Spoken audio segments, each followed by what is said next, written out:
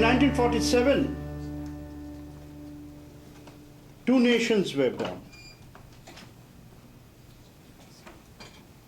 out of essentially the same womb. And it was up to history to prove which was the more legitimate idea, and that would not be proven by claims. It would not be proven, in my view, by patriotism. Everyone is a patriot. I'm sure Pakistanis love their country as much as Indians, we love our country. It would be proved by the logic of the idea in which it was conceived and in which it was created. There is a myth floating around in the understanding of India's history that Pakistan was created over a breakfast table. That Pakistan was created because in 1940, Jinnah passed a resolution in Lahore, in the Maidan, and that resolution eventually led to the partition of India. It is a very simplified and erroneous view of our history. The idea of Pakistan did not spring about suddenly. It took a long while to emerge from a fog of fear.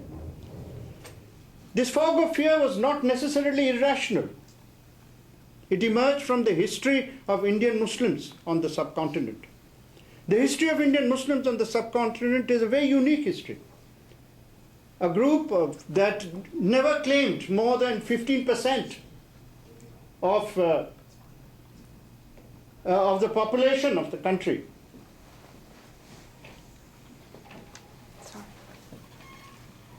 At its very apex, I think Indian Muslims, even in 1946, 45, in the 1940 census, were never really more than 22, 23. I'm talking about United India.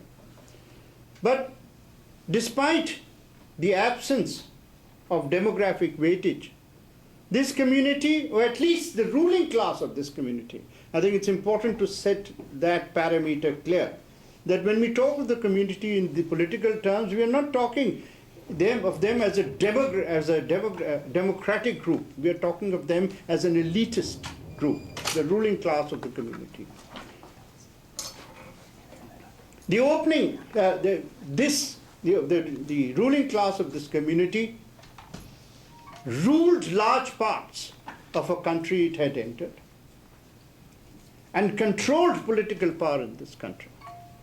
It is a bit like Spain, except that Spain ended about 300 years before the Muslim rule in India ended, or 400 years before.